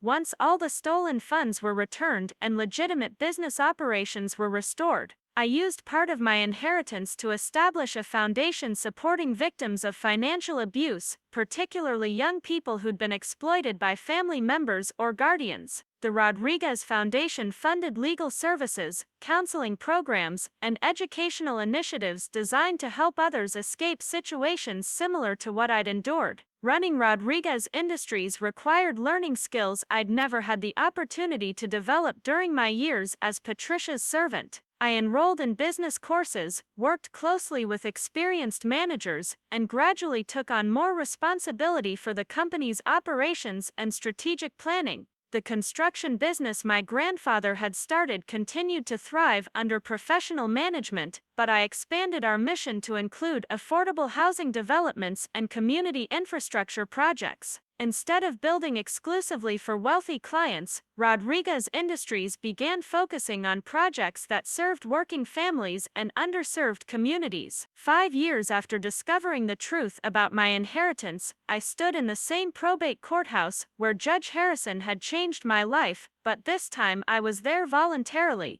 I donated the Martinez mansion to a nonprofit organization that converts luxury properties into transitional housing for abuse survivors, and I was signing the final paperwork to make the transfer official. The garage apartment where I'd lived as a servant was being converted into an office for counselors and legal advocates who would help other victims escape financial abuse. The symbolism felt appropriate. The place where my spirit had nearly been broken would become a source of healing and empowerment for others facing similar battles. My relationship with Jessica Martinez had evolved into something resembling friendship, though it took years to overcome the damage caused by our family's criminal dynamics. She'd used her probation period to earn a college degree and was now working as a victim advocate, trying to atone for her role in her mother's crimes by helping others escape financial exploitation. I knew what Mom was doing was wrong, Jessica told me during one of our monthly coffee meetings. But I was so afraid of losing our lifestyle that I convinced myself you somehow deserved it. I'm sorry it took me so long to find the courage to do the right thing. The apology couldn't undo 6 years of psychological abuse, but it represented progress toward healing the damage Patricia's crimes had inflicted on our entire family. Jessica would spend the rest of her life trying to make amends for her complicity in her mother's theft, and I'd learn to appreciate her efforts even if I couldn't forget her past behavior. The success of Rodriguez Industries under my leadership became a point of personal pride that went far beyond financial metrics. We'd grown the company's revenue by 30% while maintaining ethical business practices and contributing significantly to community development projects throughout Southern California. The business journals that had once written about Patricia's supposed financial acumen now featured articles about my transformation from abuse victim to successful entrepreneur. The contrast between her criminal exploitation and my ethical leadership style became a case study taught in business schools and legal programs. My personal life remained deliberately simple despite my wealth. I lived in the same modest apartment, drove a reliable but unremarkable car, and focused my energy on work and philanthropic activities rather than luxury consumption. The years of forced servitude had taught me that happiness couldn't be purchased with money, but that financial security could provide opportunities to help others and make positive changes in the world. The last time I saw Patricia was during a victim impact hearing 3 years into her prison sentence. She'd aged dramatically during her incarceration, looking smaller and more fragile than the imposing woman who'd controlled my life for so many years. When given the opportunity to address me directly, she chose to maintain her innocence rather than express remorse for her crimes. "I gave you a home when you had nothing," Patricia said, her voice carrying the same manipulative tone I remembered from childhood. "Everything I did was to protect you from your own poor judgment and mental instability. Someday you'll understand that I was trying to help you." The words that might once have made me doubt myself now sounded like the desperate rationalization of a convicted criminal unwilling to accept responsibility for her actions. I listened without emotion as Patricia tried one final time to manipulate me into questioning my own experiences and memories. "Mrs. Martinez," I replied when given the chance to respond, my voice steady and clear in the prison hearing room. "You stole my inheritance, enslaved me for 6 years, and tried to have me institutionalized to cover your crimes. The only thing I understand is that justice has been served, and you can never hurt me or anyone else again." Patricia's conviction and imprisonment had closed one chapter of my life, but it had also opened possibilities I'd never imagined during my years as her servant. I was 27 years old, financially secure, and finally free to pursue goals and relationships without the shadow of her manipulation hanging over every decision. The Rodriguez Foundation had grown into one of California's most effective organizations, fighting financial abuse, helping hundreds of victims escape exploitation and rebuild their lives. Our legal advocacy program had recovered over $50 million in stolen assets for clients who'd been victimized by family members, guardians, and financial predators. Standing in my office at Rodriguez Industries headquarters, looking out over the riverside skyline toward mountains that seemed less distant than they had during my years in the garage apartment, I reflected on the journey from servant to CEO. The scars of Patricia's psychological abuse would probably never completely heal, but they'd also given me empathy for others facing similar battles and determination to use my resources for positive change. The phone on my desk buzzed with a call from Amanda Hayes, the Forbes reporter whose initial inquiry had started the investigation that destroyed Patricia's criminal empire. She was calling to discuss a follow-up article about the long-term impact of the Rodriguez Industries case on inheritance fraud prosecution and victim advocacy. "Emma, 5 years later, what would you want other abuse victims to know about fighting back against financial exploitation?" Amanda asked, her voice carrying the same professional warmth I remembered from our first conversation. I thought about the question for a moment, remembering the terrified 22-year-old who'd nearly dropped the phone when first told about her inheritance. That girl couldn't have imagined the woman she would become, the battles she would fight, or the victories she would achieve.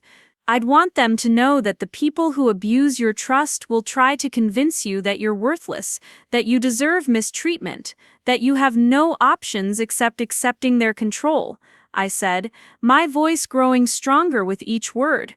But the truth is more powerful than their lies, and there are people willing to help you fight for justice if you find the courage to ask.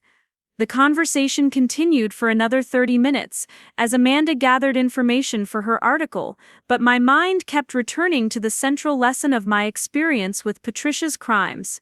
Financial abuse thrives in isolation and secrecy, but it cannot survive exposure to light and legal scrutiny. That evening, I drove to the cemetery where my parents were buried, bringing fresh flowers and a copy of the latest Rodriguez Industries annual report. The company my grandfather had built and my mother had managed was thriving again under ethical leadership, generating profits that funded community development rather than criminal lifestyles. I kept the promise, Mom, I whispered to the granite headstone bearing my mother's name. I fought back against the people who tried to destroy what you and Grandpa built. Rodriguez Industries is helping families instead of exploiting them, and Patricia can never hurt anyone else again. The sunset painted the cemetery in golden light as I sat beside my parents' graves, finally at peace with the past and optimistic about the future. The garage apartment servant had become Emma Rodriguez, CEO and philanthropist, but more importantly, she'd become someone who refused to let injustice go unchallenged. The battle for my $300 million inheritance had transformed me from victim to victor, from servant to leader, from someone who accepted abuse to someone who fought against it. Patricia's attempt to destroy my life had ultimately given me the strength and purpose to build something better, not just for myself but for every person brave enough to stand up against financial exploitation. 6 years of servitude had ended with a lifetime of service, but on my own terms and for causes I believed in. The woman who once scrubbed floors while her inheritance was stolen had become a force for justice and change, proving that even the most sophisticated criminals cannot ultimately defeat truth and determination. Rodriguez Industries continued to grow and prosper under my leadership, but success was measured in communities served and lives improved rather than just financial returns. The foundation bearing my family name fought financial abuse across the country, turning my personal trauma into a powerful tool for helping others escape similar situations. The story that began with a phone call from Forbes magazine had become a testament to the power of courage over fear, truth over deception, and justice over exploitation. Patricia Martinez was serving 25 years in prison for her crimes, while Emma Rodriguez was building a legacy that honored the values my grandfather had instilled in our family business. Standing in the headquarters of Rodriguez Industries, surrounded by awards for community service and corporate responsibility, I knew that my journey from garage apartment to executive suite represented more than personal vindication. It was proof that victims of financial abuse could not only survive their trauma, but transform it into strength to help others and create positive change in the world. The $300 million Patricia had tried to steal was being used exactly as my grandfather and mother would have wanted, funding projects that built stronger communities and supported families in need. Her criminal greed had ultimately failed, while the Rodriguez family values of hard work, integrity, and service to others lived on through the company she'd tried to destroy. The morning sun cast long shadows across the Rodriguez Industries headquarters lobby as Emma adjusted her blazer and prepared for the most important board meeting of her career. 10 years had passed since she'd discovered the truth about her stolen inheritance, and today marked the completion of her most ambitious project yet, the transformation of her family's construction empire into the largest affordable housing developer on the West Coast. The woman who walked into the boardroom bore little resemblance to the terrified 22-year-old who'd once scrubbed floors for $20 a week. At 32, Emma Rodriguez commanded respect not through inherited wealth, but through a decade of ethical leadership that had revolutionized both her company and her industry. The shy, broken girl Patricia had tried to destroy had become a confident executive whose decisions affected thousands of lives across multiple states. "Good morning, everyone," Emma said, taking her place at the head of the polished conference table where 12 board members waited expectantly. "Today we're not just reviewing quarterly earnings, we're celebrating the completion of the largest affordable housing initiative in California history, a project that will provide homes for over 50,000 families who've been priced out of traditional markets." The numbers on the presentation screen told a story that would have seemed impossible during Emma's years of servitude. Rodriguez Industries had constructed or renovated over 200 affordable housing developments, created 15,000 permanent jobs, and generated sustainable profits while maintaining below-market rental rates for working families.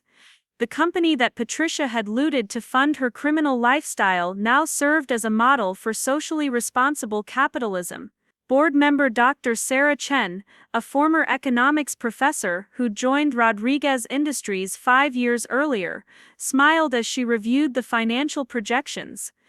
"Emma, when you first proposed redirecting our focus toward affordable housing, several of us worried about profitability.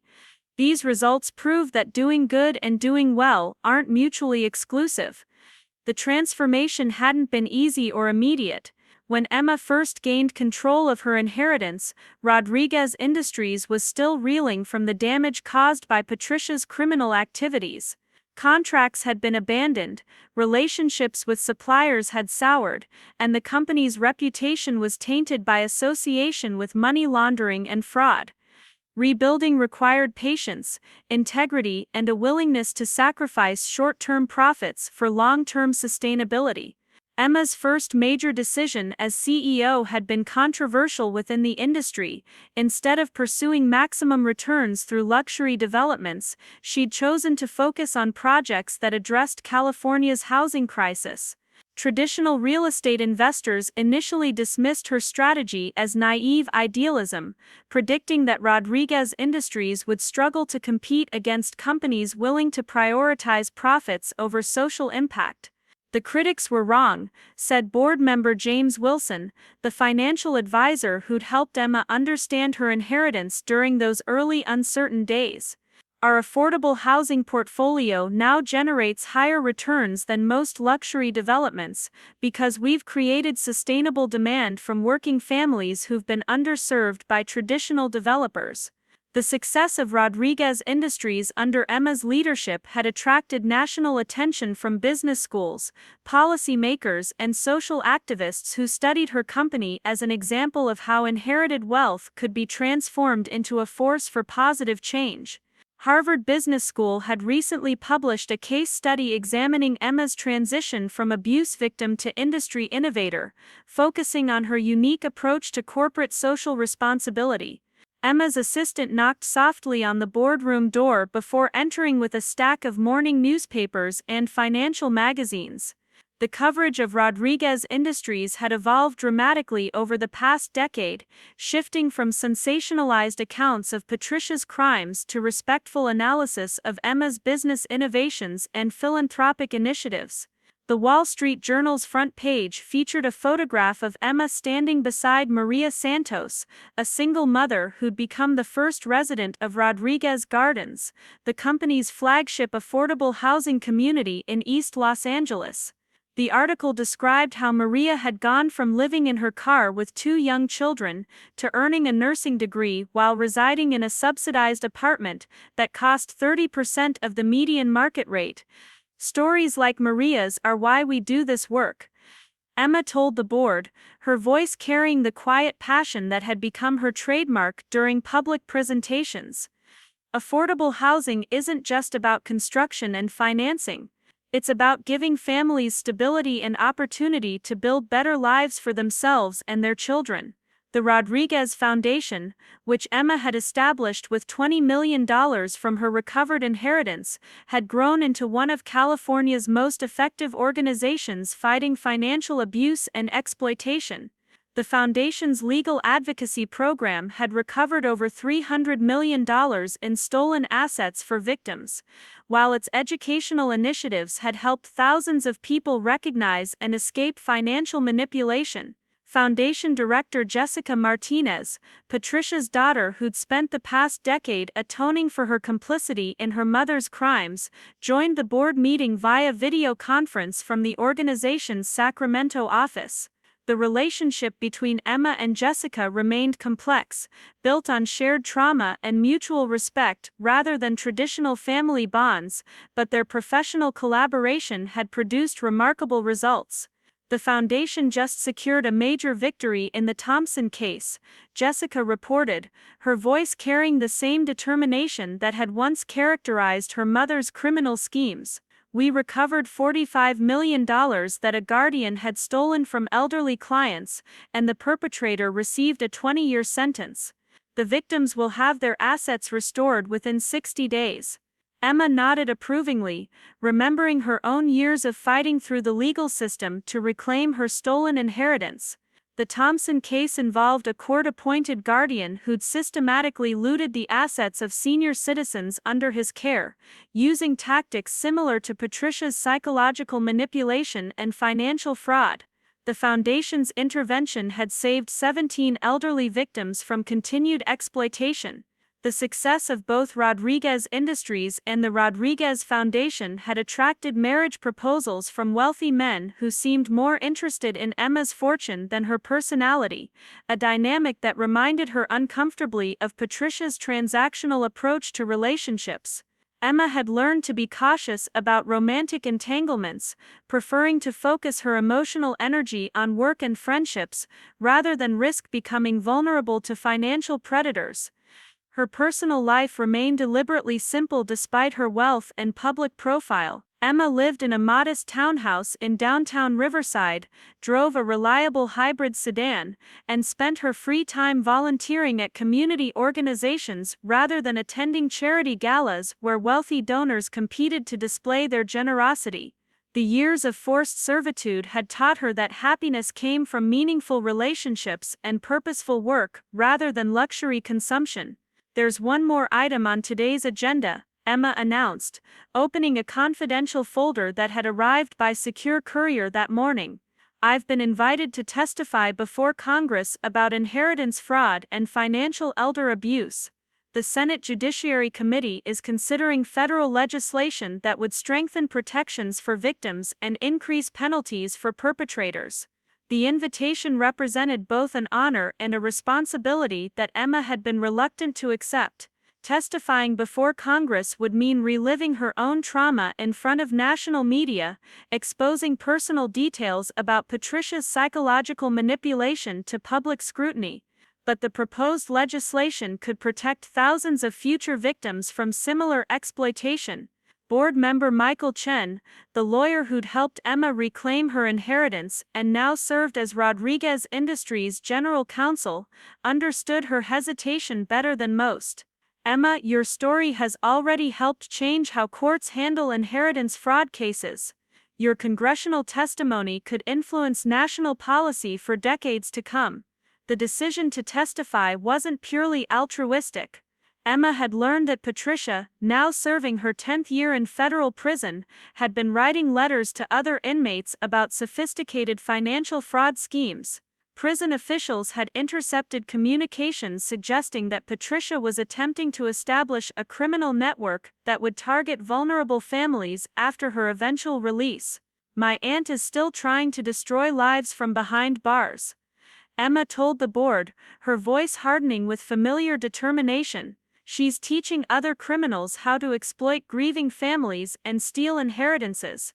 If my testimony can help pass legislation that prevents future victims from suffering what I endured, then I have an obligation to speak."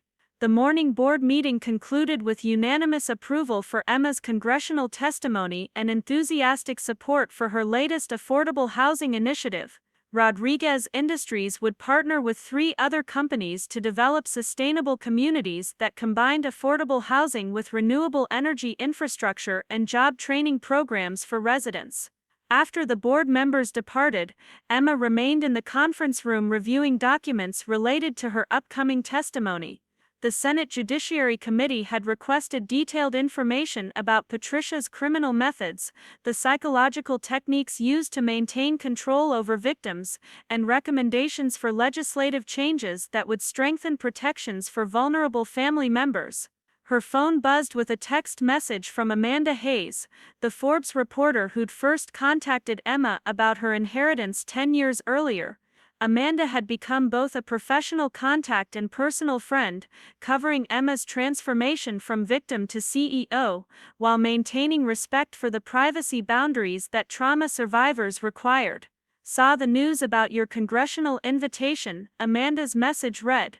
"Would you be interested in doing an interview about how your experience could influence national policy?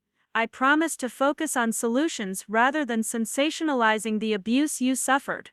Emma appreciated Amanda's sensitivity to the ongoing impact of trauma, even years after the acute crisis had passed. Many journalists wanted to focus on the most dramatic aspects of Patricia's crimes, rather than the systemic changes needed to prevent similar cases. Amanda understood that Emma's real story wasn't about surviving abuse, but about transforming trauma into advocacy for others. The afternoon brought a familiar ritual that had become one of Emma's most meaningful weekly activities. Every Wednesday, she visited the Los Angeles County Women's Shelter to conduct financial literacy workshops for residents who'd escaped domestic violence situations. Many of these women had experienced financial abuse alongside physical and emotional trauma, learning to recognize economic manipulation as another tool of control. Financial abuse often continues long after victims leave their abusers. Emma explained to a group of 12 women gathered in the shelter's community room. Abusers destroy credit, hide assets, and create financial chaos that makes independence seem impossible. But understanding your rights and resources can help you rebuild your economic security. The workshop participants ranged in age from 19 to 67, representing diverse backgrounds united by experiences of exploitation and courage to seek safety. Emma shared practical information about credit repair, budgeting, and legal protections, while avoiding details about her own abuse that might overshadow the participants' needs. One participant, a woman named Carmen who'd fled an abusive marriage after her husband had stolen her small business's revenue, raised her hand with a question that made Emma's chest tighten with recognition. "How do you stop feeling guilty about fighting back? My family keeps telling me I should forgive him and try to work things out, but he destroyed everything I'd built." The question echoed Emma's own struggles with family pressure and societal expectations about forgiveness and reconciliation. Patricia's crimes had divided extended family members who'd initially blamed Emma for destroying the family by pursuing criminal charges, rather than handling the situation privately. "Forgiveness is a personal choice that should never be rushed or forced," Emma replied carefully, drawing on years of therapy and support group participation. But forgiveness doesn't mean accepting continued abuse, or allowing someone to escape consequences for their actions. You can forgive someone while still protecting yourself and seeking justice. The drive back to Rodriguez Industries headquarters took Emma through several neighborhoods where her company had developed affordable housing communities. Children played in well-maintained playgrounds while their parents returned from work to apartments they could afford on modest incomes. The sight of these thriving communities reminded Emma why she'd chosen purpose over profit, even when that choice had been professionally challenging. Her executive assistant had left a stack of invitation letters on Emma's desk, requests to speak at business conferences, university commencements, and advocacy events across the country. The invitations reflected her growing reputation as an expert on ethical business practices and financial abuse prevention, but they also represented a level of public attention that sometimes felt overwhelming. Emma selected 3 speaking engagements that aligned with her advocacy priorities: a conference on corporate social responsibility at Stanford University, a legal symposium on inheritance fraud at Georgetown Law School, and a workshop for social workers who assist financial abuse victims. Each event would allow her to share knowledge while learning from other professionals working to address economic exploitation. The evening brought a different kind of obligation, one that Emma approached with mixed emotions despite its importance. She was having dinner with Jessica Martinez to discuss the foundation's expansion into 3 additional states, a conversation that required both women to maintain professional focus despite their complicated personal history.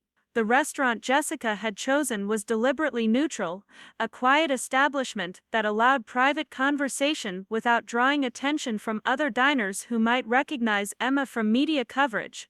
The 2 women had learned to navigate their relationship carefully, acknowledging past trauma while collaborating effectively on shared goals. The Nevada legislature is considering a bill that would require financial institutions to report suspicious account activity involving elderly clients, Jessica reported, reviewing notes from her recent lobbying efforts. Our testimony about your aunt's methods helped convince lawmakers that existing protections are inadequate. Emma listened approvingly as Jessica described the legislative progress that had emerged from their advocacy work. Patricia's case had become a template for understanding sophisticated financial fraud, inspiring policy changes that could protect future victims from similar exploitation. The woman who'd once enabled her mother's crimes had become a powerful voice for victim rights and prevention. There's something else we need to discuss, Jessica said, her expression growing serious. Mom's parole hearing is scheduled for next year. She's eligible for release after serving 15 years, and her lawyers are arguing that she's been rehabilitated through prison education programs. The news hit Emma like a physical blow, though she'd known this day would eventually come. Patricia had been sentenced to 25 years, but federal sentencing guidelines allowed for parole consideration after serving 60% of the term. The possibility of her aunt returning to society, potentially seeking revenge against those who'd exposed her crimes, created new security concerns. What are the chances she'll actually be released? Emma asked, trying to keep her voice steady despite the anxiety building in her chest. Honestly, probably low, Jessica replied, consulting her legal notes. Federal parole boards are conservative about financial crimes, especially cases involving victim impact and ongoing criminal associations. Mom's prison communications show she hasn't accepted responsibility for her actions, which works against her rehabilitation claims. The conversation continued for another hour as the 2 women planned their response to Patricia's parole hearing.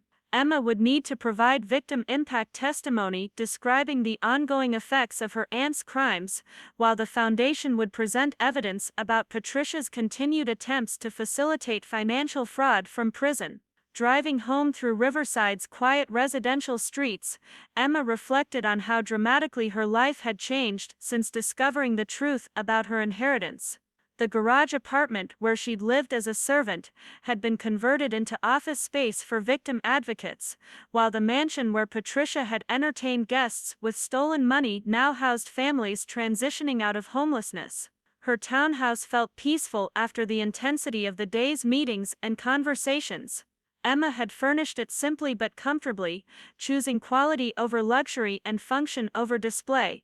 The contrast with Patricia's ostentatious lifestyle was intentional, reflecting values learned through adversity rather than inherited through privilege. The home office where Emma spent her evenings reviewing foundation documents and Rodriguez Industries reports was decorated with photographs that told the story of her transformation. Pictures of affordable housing developments, scholarship recipients, and legislative victories shared wall space with family photos that included her parents and grandfather but notably excluded any images from her years under Patricia's control. Emma's bedtime routine included reviewing security reports from the private firm that monitored her personal safety and property. The precautions were necessary given her public profile and the fact that Patricia still had criminal associates who might view Emma as a threat to their operations.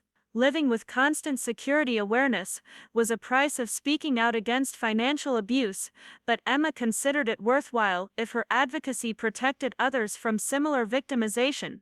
The congressional hearing was scheduled for the following month, and Emma spent her final conscious moments each night preparing mentally for the ordeal of reliving her trauma in front of national media. The testimony would be difficult, but it represented an opportunity to influence policy that could protect thousands of vulnerable families from exploitation. Sleep came more easily now than it had in the years immediately following Patricia's arrest, when nightmares and anxiety had made rest elusive. Time, therapy, and meaningful work had helped heal psychological wounds, though Emma remained vigilant about maintaining her mental health through professional support and self-care practices. The morning alarm brought another day of balancing CEO responsibilities with advocacy obligations, corporate meetings with foundation work, and public appearances with private healing. Emma had learned to find satisfaction in this complex existence, understanding that her unique position as both business leader and abuse survivor created opportunities to create positive change that wouldn't otherwise exist. 10 years after discovering that her aunt had stolen her inheritance, Emma Rodriguez had become living proof that trauma survivors could transform their experiences into strength and purpose.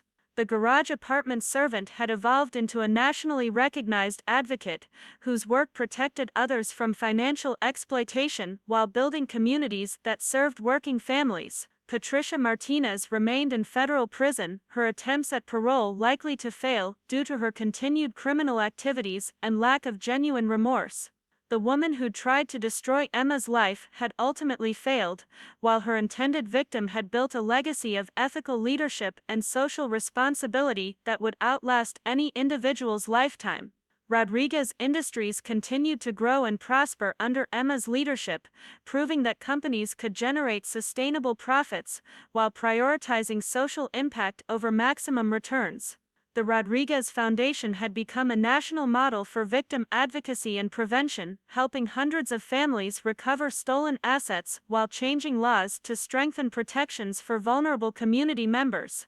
Standing in her office each morning, looking out over the city where she'd once been held prisoner by ignorance and manipulation, Emma understood that her story wasn't unusual in its trauma, but remarkable in its transformation.